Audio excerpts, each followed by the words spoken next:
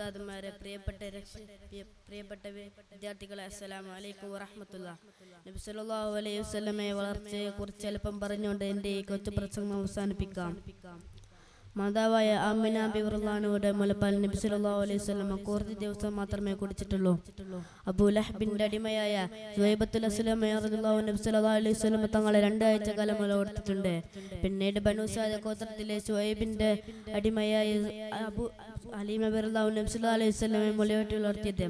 ശുദ്ധമായ അറബി സംസാരിച്ച് പഠിക്കാനും ഗ്രാമീണ അന്തരീക്ഷത്തിൽ വളരാനും ഒക്കെ ഗ്രാമീണരായ സ്ത്രീകളെ ഏൽപ്പിക്കൽ നബിയെ പ്രസവിച്ചിരുന്ന കാലഘട്ടത്തിൽ അറബികളിൽ നിലവിലുണ്ടായിരുന്ന ഒരു സമ്പാദ്യമാണ്.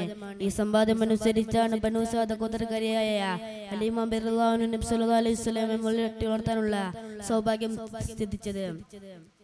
എല്ലാ മേഖലകളിലും ക്ഷാമത്തിന്റെ നിലപ്പതിച്ച കാലഘട്ടത്തിലാണ് നബി സല്ലല്ലാഹു അലൈഹി വസല്ലമയെ മുലയൂട്ടി വളർത്താനുള്ള സൗഭാഗ്യം സിദ്ധിച്ചത്.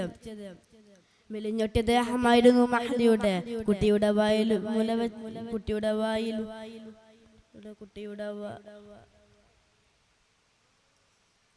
ഇത്രയും പറഞ്ഞാണ്ട് കൊച്ചു പ്രസംഗം നിർത്തുന്നു. അൽഹംദുലില്ലാഹി റബ്ബിൽ ആലമീൻ. അസ്സലാമു അലൈക്കും വറഹ്മത്തുള്ളാഹി.